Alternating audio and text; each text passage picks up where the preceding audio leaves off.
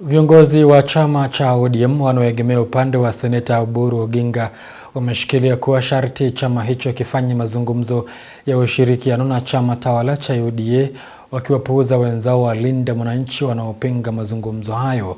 Wakizungumza katika mkutano na wenyeji wa kaunti ya Mombasa, viongozi hao wakiongozwa na naibu vinara Simba Arati, Abdulswamad Sharif Nasir na mwenyekiti wa ODM Gladys Owanga wameelezea kuwa katika mazungumzo hayo ODM inafaa kupewa nafasi ya mgombea mwenza wa Rais Ruto katika uchaguzi mkuu ujao.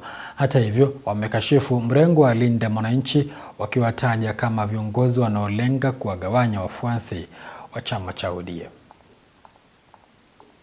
Tunaleta watu wetu katika mazungumzo. Tukiingia katika mazungumzo, hatuingii pale ya kuwa we are less partners. Tunaingia katika mazungumzo as equal partners.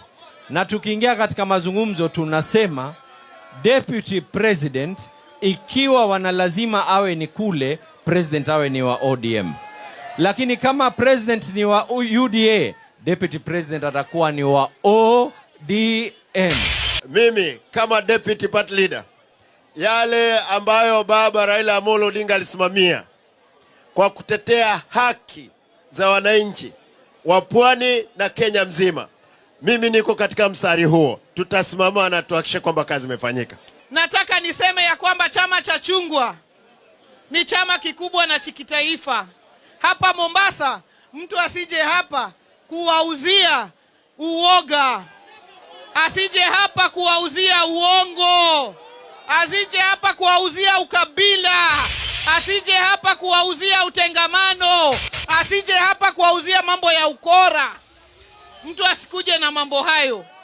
Sisi tunajua kama chama cha chungwa tunakaa sote pamoja na tunasonga mbele na Kenya, na hakuna mtu ataachwa nyuma.